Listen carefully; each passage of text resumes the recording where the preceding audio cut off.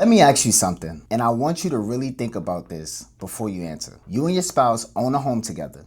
The marriage is over, and now someone, maybe your attorney, maybe your soon-to-be ex, has thrown two options on the table. Sell a house, or one of you buys the other out. Sounds simple, right? Like choosing between chocolate and vanilla. It is not chocolate and vanilla.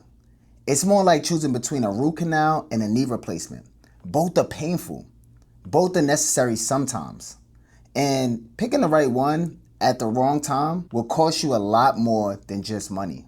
I'm Mike Marcus. I'm a divorce real estate specialist right here in White Plains, New York, in Westchester County. I've heard of many people who have struggled under stress and pressure with making the wrong decision when going through a divorce. I have seen people who made this decision under pressure, under stress, and without the right information. And I'm here today so you don't become one of those stories. By the end of this video, you're going to know exactly what questions to ask yourself before you decide. You are going to understand the financial traps hiding in both options, and you are going to walk away with the clarity because confusion is expensive. Before we talk about sell versus buyout, I need to give you about 60 seconds of context because if you skip this part, the rest won't make any sense. New York is what's called an equitable distribution state.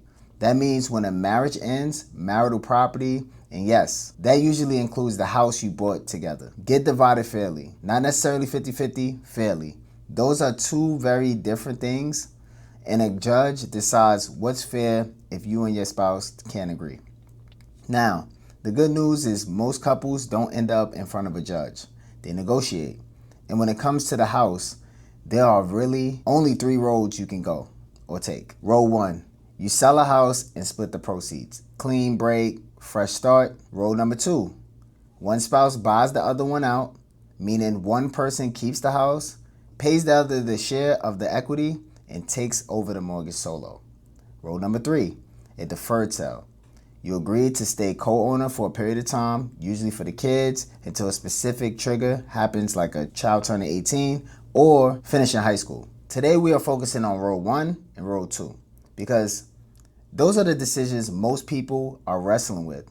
And honestly, most people are wrestling with them for the wrong reasons. Let me explain what I mean. The emotional trap. You've seen this 1,000 times. No judgment, just truth. Here's the number one mistake I see people make. And I say this with all the love in the world. They make the house decision with their hearts instead of their head. I get it. The house isn't about a structure.